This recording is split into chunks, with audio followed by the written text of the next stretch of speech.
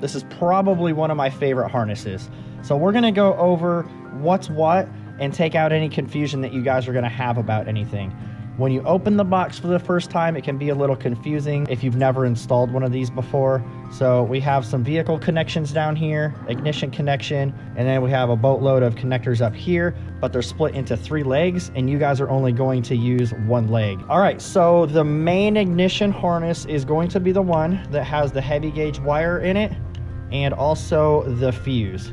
Now, if there's no fuse in this holder, check the bottom of the box because sometimes this will pop out.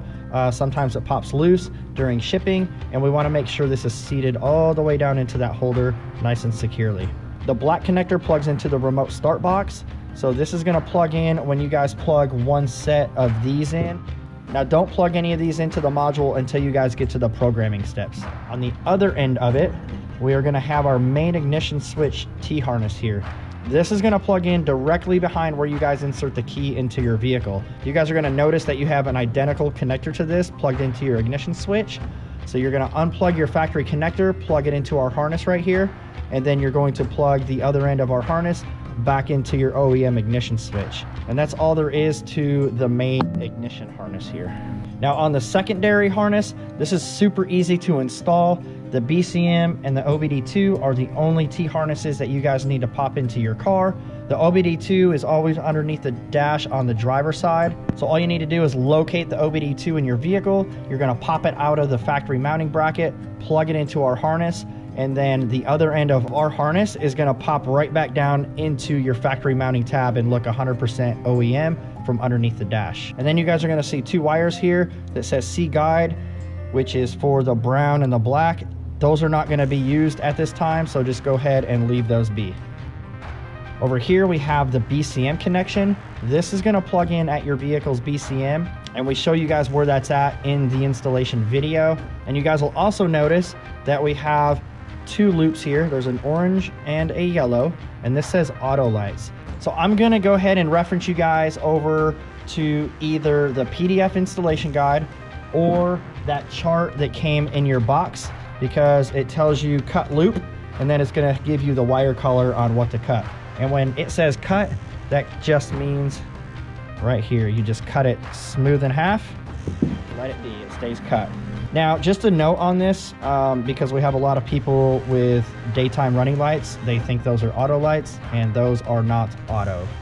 On your headlight switch, I just happen to have one laying here, it has to have the word auto. So you can see we have DRLs and then we have auto. So if it does not say auto on your headlight switch, then you guys are not gonna cut any of these loops right here. So what you have to do is, if it says auto, reference the install guide or the chart in your kit and it'll tell you which one to cut. The PDF, the module programming video, and the chart in your box will tell you guys which one of these to use. Now, if for some reason you guys didn't get a chart, don't freak out. The module programming video tells you guys which one you need to use. So in your application, you guys are gonna use the Y10. So the Y20 and the Y30, just fold back, put a piece of tape or a zip tie around it. You're not gonna use those. And then all you're gonna do is plug these connectors to the remote start module along with the large black one from the ignition harness. But the programming video covers how to plug these in, how to program the module, and you'll be up and running in no time. So now we're gonna come back down here to the red pigtail that says TPMS. Now in your box, you guys are also going to notice that you have this adapter. So once you guys have this connected as shown in the video, you're gonna route this red connector up behind the dash to where your main harness is.